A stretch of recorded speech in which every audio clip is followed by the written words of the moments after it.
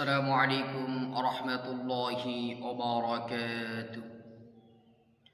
نحمده ونصلي على رسوله الكريم.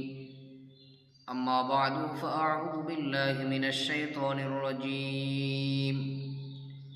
بسم الله الرحمن الرحيم.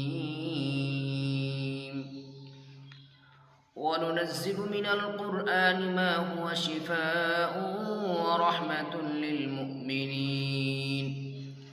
صدق الله المولانا العظيم. সম্মানিত দিনী ভাই বোনেরা, আপনারা সকলেই কেমন আছেন? আশা করি আল্লাহ সুবহানাহু ওয়া তাআলার রহমতে সকলেই ভালো আছেন।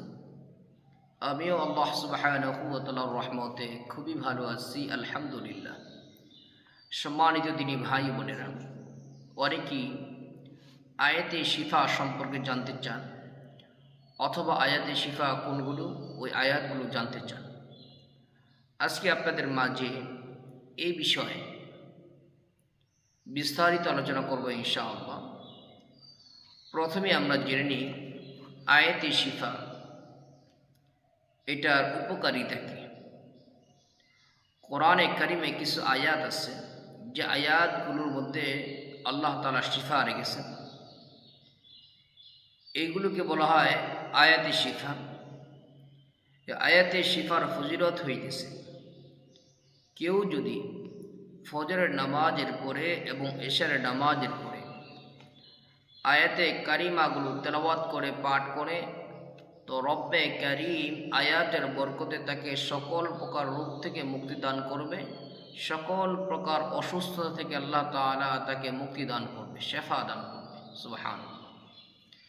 কেউ যদি মারাত্মক রোগে আক্রান্ত হয়ে যায়, সে যদি সকালে ফজর নামাজের পরে 21 বার এই আয়াতগুলো পাঠ করে পানিতে ফু দিয়ে সেই পানিটা যদি খালি পেটে পান করে, তো রব্বে কারিম যত বড় কঠিন রোগ হোক না কেন আল্লাহ তাআলা এ থেকে তাকে মুক্তি দান করবে কোরআনের বদলতে, কোরআনের বরকতে।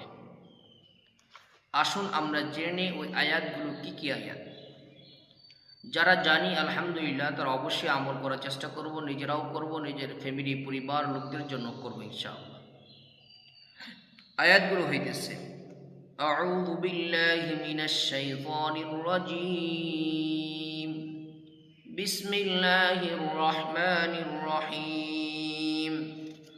ওয়ায়াশফি সুদূর কওমিন মুমিনিন। 2 নম্বর, ওয়াশিফাউন লিমা ফিস সুদূর। 3 নম্বর, ويخرج من بطونها شراب مختلف ألوانه فيه شفاء للناس. 4 নম্বর, وننزل من القرآن ما هو شفاء ورحمة للمؤمنين. 5 নম্বর, وإذا مرضت فهو يشفين. 6 নম্বর, قل هو للذين آمنوا هدى وشفاء. এই 6টি আয়াতে কারিমাকে বলা হয় আয়াতে শিফা। এই 6টি আয়াতে কারিমা আমি আপনি নিয়মিত পাঠ করার চেষ্টা করব, অথবা আমার ফ্যামিলি পরিবারের মধ্যে কেউ যদি গুরুতর যদি অসুস্থ হয়ে যায়, মারাত্মক যদি অসুস্থ হয়ে যায়, তাহলে আমরা এই আমল করে পানিতে ফু দিয়ে তাকে খাওয়াবো। ইনশাআল্লাহ দেখবেন আল্লাহ তাআলা তাকে শেফা দান করবে। রব্বে কারিম আমাদেরকে দুনিয়ার যে কোনো সমস্যার সম্মুখীন হলে কোরআনে আমলগুলো করার তৌফিক দান করুন, আমিন। আসসালামু আলাইকুম ওয়া রাহমাতুল্লাহি ওয়া বারাকাতুহু।